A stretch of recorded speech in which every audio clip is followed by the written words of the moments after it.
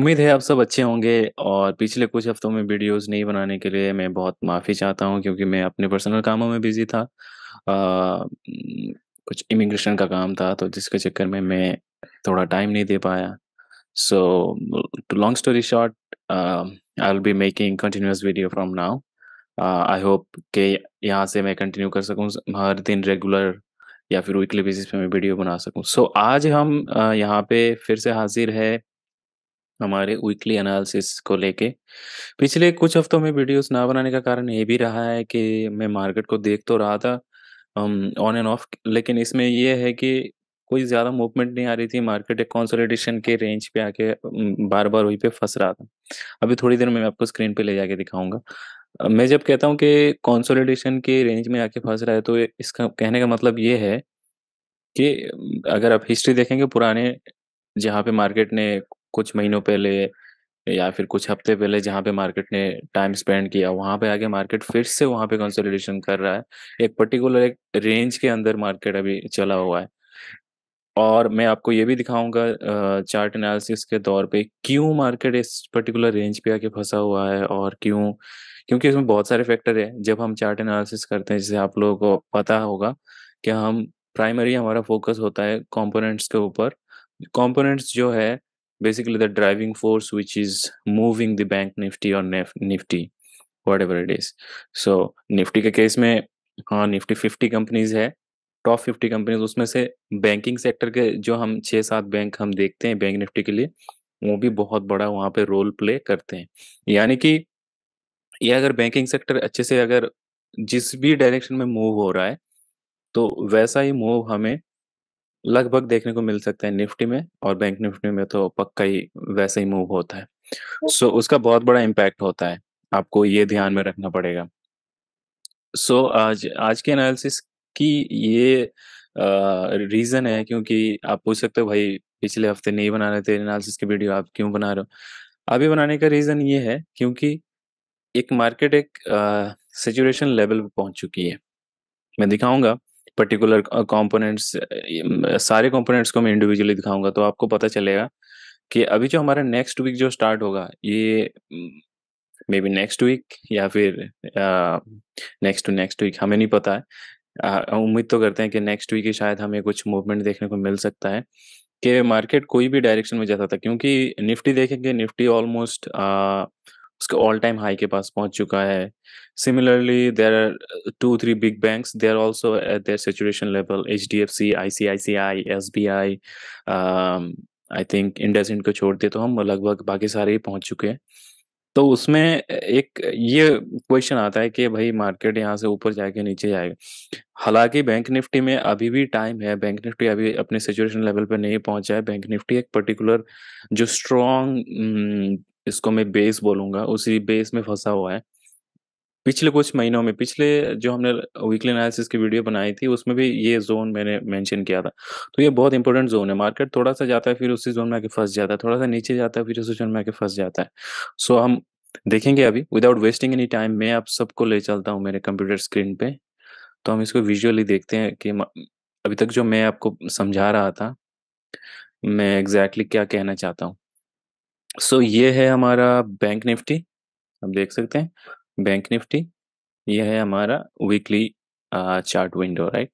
तो weekly time frame में अगर मैं देखूं तो आप देख रहे हैं कि मार्केट क्या कर रहा है कंसिस्टेंटली। मार्केट एक रैली बनाते हुए जा रहा है, थोड़ा सा करेक्शन होता है फिर रैली बनाते हुए जा रहा है, फिर थोड़ा सा करेक्शन होता है फिर रैली बना रहा है, राइट? यहाँ पे फिर थोड़ा सा करेक्शन हुआ फिर रैली बना। लेकिन आप यहाँ पे अगर देखेंगे खास करके मार्केट जब यहाँ पे बेसिकली इस साल की बात कर लूँ, राइट? पुराने मैं इस साल की बात कर लेता हूँ। इस साल का बात करूंगा तो ये जो लेवल है ये एक बहुत स्ट्रॉन्ग लेवल बन के खड़ा हुआ है। ये जो लेवल है, इस लेवल पे मार्केट कहीं ना कहीं इस लेवल को थोड़ा सा आप देखेंगे अगर गौर से, इस लेवल को मार्केट एक तरह से रिस्पेक्ट कर रहा है। मैं इनको सबको हटा देता हूँ, राइट? ये लेवल को मैं अगर यहाँ पे एक रेक्टेंगुलर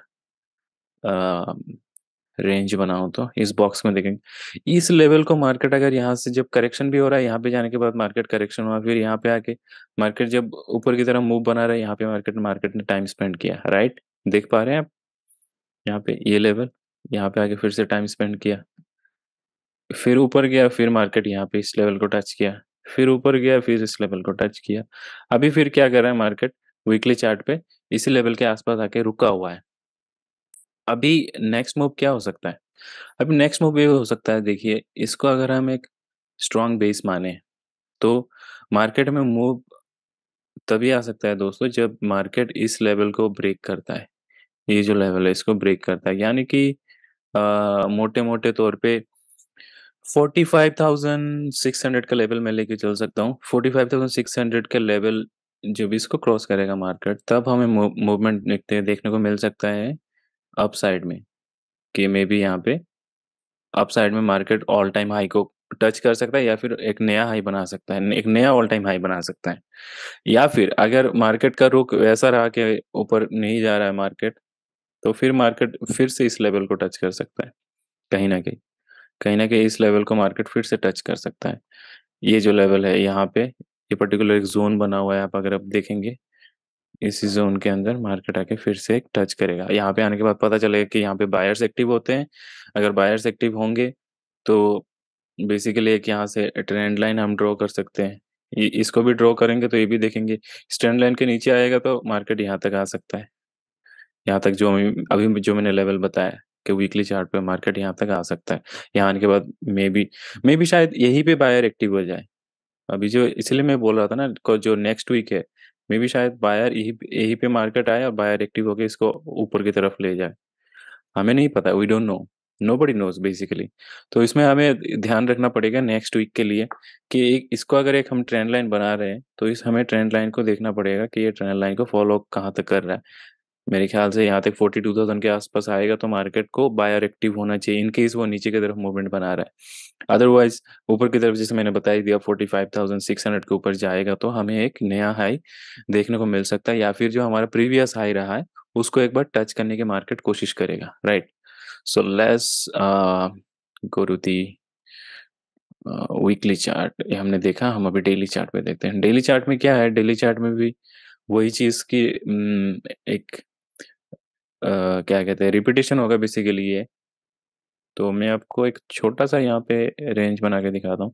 तो मार्केट देखिए इसी रेंज में फंसा हुआ है। ये आप लोगों को याद होगा, मैं पिछले एनालिसिस के दौरान भी इसी रेंज को बहुत मैंने इंपॉर्टेंस दिया था, क्योंकि ये रेंज आप देखिए यहाँ पे शायद 2 से 2 महीने के आसपास मार्केट ने, 2 से 3 महीने मार्केट ने यहाँ पे बिताया। उससे पहले यहाँ पे भी बिताया मार्केट ने। अभी जब भी ऊपर गया फिर करेक्शन होके इसी रेंज में आके मार्केट यहाँ पे करेक्शन कर रहा है, फिर ऊपर गया फिर इसी रेंज में आके मार्केट करेक्शन कर रहा है, नीचे की तरफ ब्रेक डाउन होने की कोशिश किया, फिर से मार्केट यहीं पे आके करेक्शन कर रहा है। सो यानी कि ये जो रेंज है, ये जितना भी लगा लीजिए 43,500 से लेके 44,500, ये मतलब 1,000 पॉइंट की एक हम लमसम लेके चल रहे हैं रेंज है। ये रेंज बहुत इंपॉर्टेंट है। इस रेंज के अंदर कहीं ना कहीं हम माने या ना माने, पर मार्केट जो हमें दिखा रहा है, चार्ट जो हमें बता रहा है, मार्केट इस रेंज को रिस्पेक्ट कर रहा है। क्यों रिस्पेक्ट कर रहा है, आपको ये देखना पड़ेगा कि निफ्टी में अभी जाएंगे तो निफ्टी भी ऑल टाइम हाई के पास पहुंचा हुआ है। निफ्टी देखिए, निफ्टी में देखिए ये वीकली चार्ट है, निफ्टी ऑल टाइम हाई के आसपास लगभग पहुंच चुका है, राइट। अब इसके बाद ये लेवल को क्रॉस करेगा तो ऑल टाइम हाई है बॉस, 20,300 तक जा सकता है ऊपर, फिर 20,400, हमें नहीं पता कहाँ तक ऊपर जाएगा। एचडीएफसी में देखेंगे, एचडीएफसी में वीकली चार्ट पे देखिए, एचडीएफसी में एक कंसोलिडेशन हो रहा है।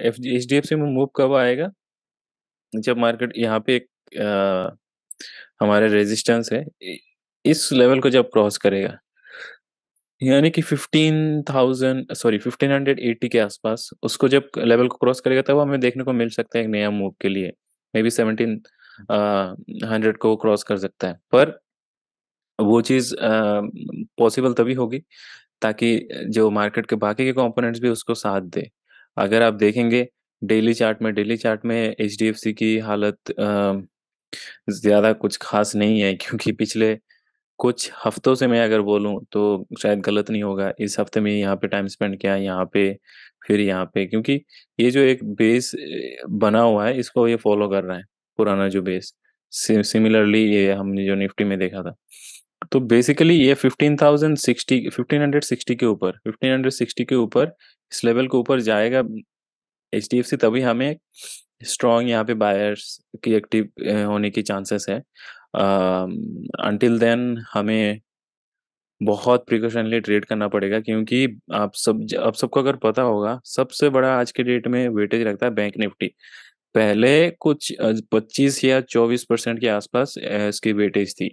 अभी जो रिसेंट अपडेट आई है उसके अकॉर्डिंग बाकी सारे कंपोनेंट में से पहले क्या होता था, एच डी एफ सी और आईसीआईसीआई लगभग समान ही थे। 26% और 25% के आसपास दोनों थे।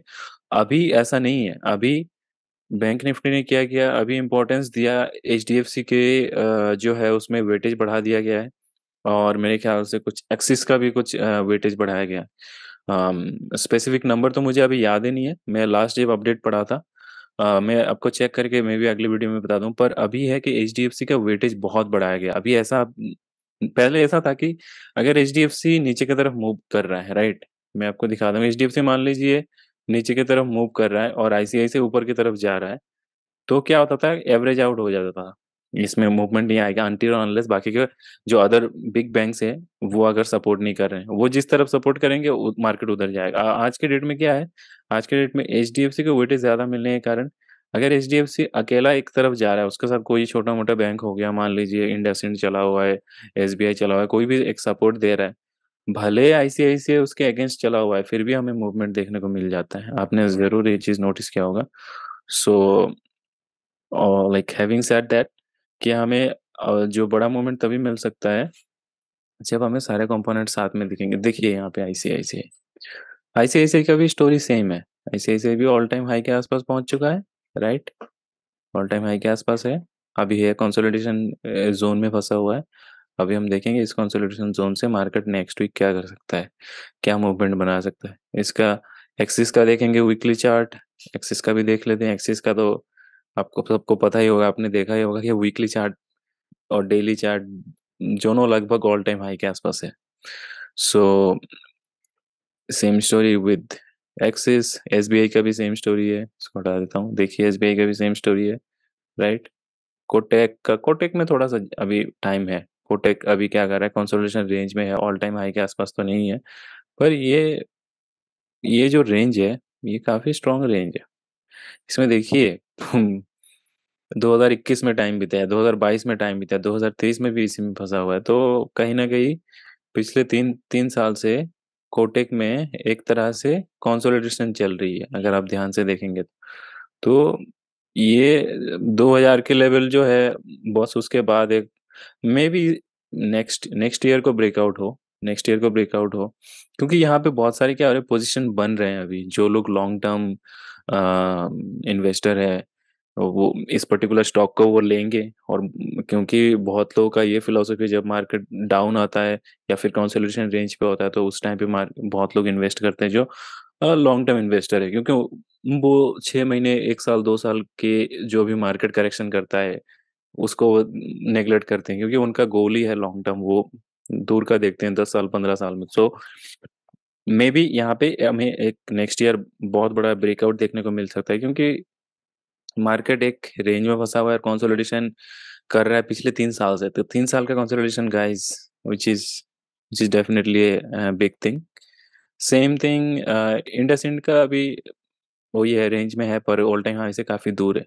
सो ऑल इन ऑल अगर हम देखें तो मार्केट एक यही बता रहा है, जो हमारा डेली चार्ट बोलिए, वीकली चार्ट बोलिए, यही बता रहा है कि निफ्टी भी ऑल टाइम हाई के पास पास पहुंच चुका है। अभी बैंक निफ्टी का देखते हैं क्या हो रहा है, लेकिन बाकी के कंपोनेंट बैंक निफ्टी में तो बॉस अपसाइड में अगर आप देख रहे हो, अगर बायर एक्टिव तभी होंगे जब मार्केट इस डेली चार्ट में ये 44,500 के आसपास का जो लेवल है, इसके ऊपर अगर डेली चार्ट में मार्केट यहाँ पे क्लोज करने लगा, तभी हमें बायर यहाँ पे एक्टिव होने को देखने को मिल सकता है। और सिमिलरली अभी अगर हम इसके अगर नेक्स्ट वीक के बाद का क्या मूव हो सकता है, तो मे भी मार्केट यहाँ पे आ सकता है, ये 43,000 के लेवल तक मार्केट टच कर सकता है। टच करने के बाद यहाँ पे फिर से बायर एक्टिव हो जाएंगे। I hope guys you enjoyed it. अगर आप लोगों को एनालिसिस से कुछ भी सीखने को मिलता है and if you find it helpful, then please do subscribe and like this video and share among with your other traders so that they can also learn from it and keep... नमस्कारम, जय हिंद, जय भारत।